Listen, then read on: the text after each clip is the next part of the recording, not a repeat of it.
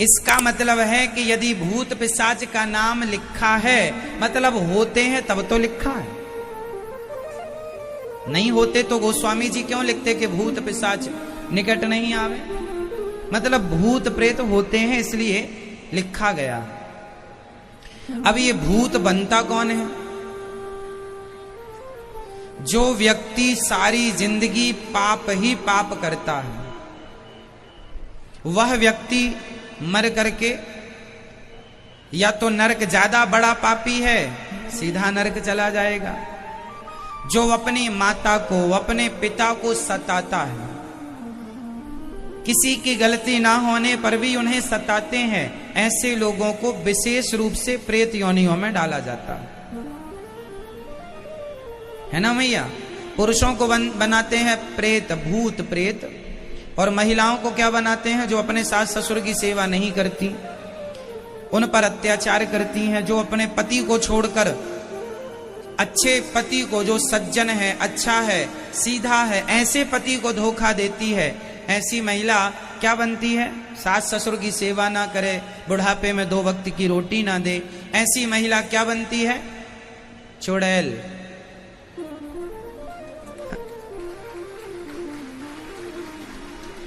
तो आप लोगों को भूत प्रेत की योनि से बचना है तो आपको गलत काम छोड़ देना चाहिए आज ही। जो लोग जानते हैं कि ये काम गलत है फिर भी वो काम जानकर करते हैं, जैसे मैं जानता हूं कि चोरी करना गलत है। आप में से कितने लोग जानते हैं कि चोरी करना गलत है? जानते हैं? वाह। जो लोग जानते हैं कि चोरी करना गलत है फिर भी चोरी करते हैं वो भी प्रेत बनते हैं। जो लोग जानते हैं कि झूठ बोलना पाप है फिर भी झूठ बोलते हैं वो लोग भी प्रेत बनते हैं। तो ऐसा प्रेत जो किसी कारणवश, किसी पापवश प्रेत बन गया है, वह प्रेत आत्मा, वह पापी भी भागवत सुन लेगा तो भागवत उस पापी को भी मुक्त कर देंगी। ऐसी करुणामयी है भागवत जी। प्रेत योनियों से मुक्त होने के लिए, अच्छा ये बताओ, पहले भूत प्रेत ज्यादा थे कि आज ज्यादा है? बताओ, पहले भूत प्रेत ज्यादा थे कि आज ज्यादा है? पहले ज्यादा थे, आज तो ना के बराबर है।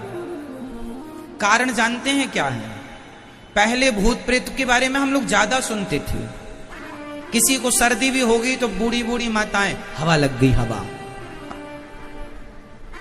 हमारी माताओं के पास इसके सिवा कोई दूसरा डायलॉग था ही नहीं। हवा लग गई हवा, ऊपरी हवा है। आज भी हमारे देश में ऐसा अंधविश्वास है कि किसी को जुकाम हो जाए तो लोग ये मान लेते हैं ऊपरी हवा है ना। ये अंधविश्वास है, ये सब गलत सब्जेक्ट है। सही सब्जेक्ट क्या है वो समझिएगा। सर्दी जुकाम हो जाए, किसी की तबीयत बिगड़ जाए, तुरंत डॉक्टर को दिखाना चाहिए। हवा और प्रेत भूतों के चक्कर में ज्यादा नहीं पड़ना चाहिए, है ना। पहले भूत प्रेत को लोग ज्यादा मानते थे क्योंकि पहले के लोग जैसे जिसने कह दिया वैसा उसने मान लिया, है ना। पहले इतना शिक्षा नहीं थी, इतनी जागरूकता नहीं थी, तो जैसा जिसने कह दिया वैसा उसने मान लिया। शिक्षित समाज नहीं थी, लोग जो कह देना, एक कोई समझदार व्यक्ति कुछ कह दिया उसी को सही मान लेना, है ना।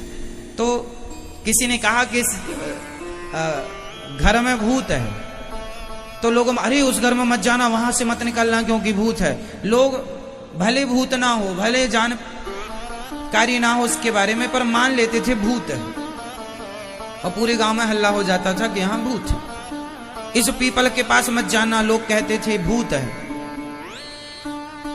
सारी अफवाह है। सत्य क्या है? सत्य यह है, पहले भूत थे पर इतना भी नहीं थे जितना लोगों ने हवा बनाया था। अब समझिए, मैंने बता दिया भूत कौन बनता है। मां नहीं मात पिता नहीं देवा, साधुन सन करवा वही सेवा, जिनके यह आचरण भवानी, ते जानो निश्चर सब प्राणी। सब निश्चर लोग हैं जो माता पिता को ना माने, जो झूठ बोले, जो जान कर भी गलत करें, आपको पता है कि ये गलत है फिर भी गलत करना, ऐसे लोग बहुत पाप करते हैं और उसका दंड भोगते हैं। पहले ज्यादा था, आज कम। क्यों? क्योंकि आज पहले के लोग साल में एक बार, 2 साल में एक बार किसी किसी गांव में भागवत जी हुआ करती थी। पहले भागवत कम होती थी, कहीं होती थी 10-20 गांव में, किसी एक गांव में एक व्यक्ति ने भागवत कराया तो 10 गांव का आदमी सुनने जाया करता, चलो भागवत जी सुनावे। और उसमें भी बूढ़े लोग जाते थे, बच्चों को लगता था ये तो बूढ़ों की है, हमारी थोड़ी भागवत जी है, हम क्या करेंगे सुन के, जब उम्र हो जाएगी तब सुनेंगे। ऐसी मेंटेलिटी, विचारधारा थी, ऐसी सोच थी समाज में भागवत जी को लेकर। पहले भागवत जी, पहले ये स्पीकर वगैरह नहीं थे, माइक नहीं था, एक कमरे में ही, एक दहलान, एक बरामदा में, एक आंगन में, कुछ भी कह लो, वहां भागवत जी की पोथी बैठ जाती थी और 10, 20, 25, 50 लोग बिना माइक के ही भागवत होया करती थी। तो उससे क्या था, जहां जहां भागवत का शब्द जाता है वहां वहां का वातावरण शुद्ध होता है। तो पहले कोई व्यवस्थाएं नहीं थी, तो आवाज कहीं भागवत जी की दूर तक जाती नहीं थी। अब आज ये व्यवस्थाएं हो गई हैं कि हम वृंदावन में कह रहे हैं, आप टीवी चैनलों के माध्यम से अपने घर बैठे बैठे कथाओं को सुन रहे हैं। तो जहां जहां भागवत की ध्वनि जाएगी वहां वहां से नेगेटिविटी समाप्त होती चली जाएगी। तो पहले ज्यादा इसलिए थी कि भागवत का प्रचार कम था, आज भूत प्रेत कम इसलिए है क्योंकि भागवत का प्रचार ज्यादा है। भाई जहां जहां दीपक जलता जाएगा वहां वहां से अंधकार समाप्त होता चला जाएगा, जहां नहीं जला वहां अभी भी अंधकार है। अब तो गांव में भागवत जी होती है तो शमशान की तरफ भी चुंगा लगा देते हैं, वो हॉर्न वगैरह, ताकि आवाज उस तरफ, तो शमशान में भी आवाज जाती है। अच्छा एक बात बताइए, भगवान की नाम की इतनी महिमा है, भागवत जी में ये बात लिखी है, अभी मैं सुनाऊंगा ये बात, भागवत जी के महात्म्य में लिखी है कि इंसान नहीं, भूत नहीं, यहां पर जितनी चींटियां हैं, यहां पर जहां आप बैठे हैं, यदि यहां का थोड़ी सी मिट्टी हटाकर देखी जाए तो कुछ जीव जंतु निकल ही आएंगे, चींटी निकल आएगी इत्यादि। कहा जाता है जीव जंतु, चाहे चिड़िया हो, सांप हो, चींटी हो, चूहा हो, गिलहरी हो इत्यादि, कोई भी, कुत्ता हो, बिल्ली हो, जो व्यक्ति, जो जीव भागवत सुन लेगा वो नहीं, चींटी को नहीं पता भागवत जी क्या होती हैं, पर भागवत के शब्द यदि उसके कान में भी चले गए तो ये समझ लो भागवत जी के शब्द जिनके कानों में गए हैं उनका यह आखिरी जन्म ही है, उनकी मुक्ति निश्चित होगी, चाहे वो कुत्ता हो, बिल्ली हो, चींटी हो।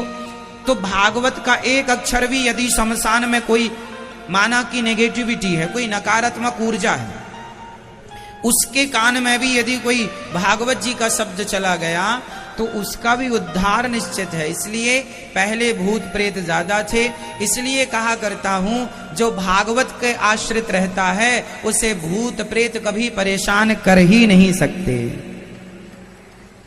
जो भागवत जी की शरण में है, इसलिए कहा करता हूं कि नित्य नारायण कवच का पाठ किया करो।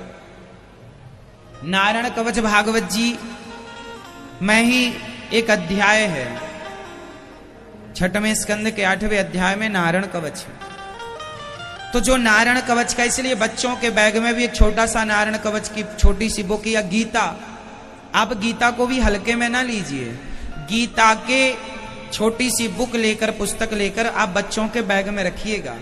आप भी अपने, छोटी सी गीता आती है, 10 रुपए की मिलती है, जरा सी गुटका गीता का, वो अपने पर्स में रखे रहा करो, और कोई एक श्लोक गीता का याद कर लो, कोई भी श्लोक, सर्वधर्मान परित्यज्य ये वाला श्लोक याद कर लो। 18वें अध्याय का 66वां श्लोक है, 18वें अध्याय का 66 श्लोक नंबर, सर्वधर्मान परित्यज्य माम एकम शरणम व्रज अहम त्वा सर्व पापेभ्यो मोक्षयिष्यामि मा शुचः।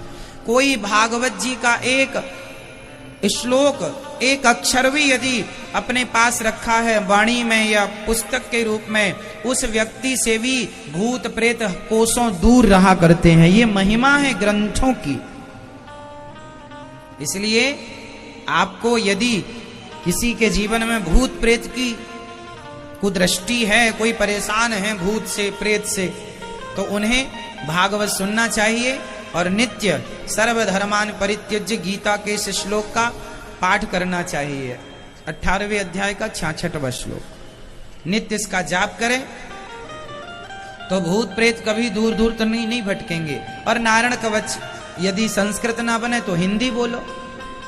भाई हम सनातनी हैं, हम सनातनी हैं, हिंदू हैं, तो हमारा धर्म है कि हम अपने वेदों को जाने, हम अपने पुराणों को जाने, हम अपने गीता को जाने।